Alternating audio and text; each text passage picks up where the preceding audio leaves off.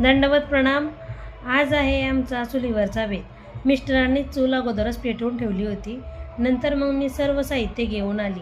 हे आहे आमचं छोटंसं मिनी गार्डन।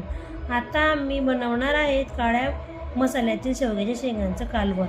बघा, आता मी शेवग्याच्या शेंगा स्वच्छ करून हळद मिठामध्ये शिजवायला टाकलेल्या आहेत। एकीकडे पपईसुद्धा खायचं चालू आहे। या मंडळी आमच्या गार्डन म्हणल्या गावरान शेवग्याच्या शेंगाचं कालवण खायला। बघा किती भारी कालवण बनवते मी। खूप अंधार झालेला आहे आणि मी तुम्हाला नंतर आमचं गार्डन दाखवेल। बघा, आता मसाला पण शिजवायला ठेवलेला आहे मी आणि एकीकडे शेंगा शिजून झालेल्या आहे आणि पपईचा पण आता पपई पण खाणे चालू आहे सर्वांची। बघा, आमचं छोटंसं गार्डन मी तुम्हाला नंतर दाखवेल। भाजीला पण उकळी आलेली आहे। तयार झालेली आहे आपली मस्त झणझणीत भाजी। आता भाजी खाली उतरवून ठेवते।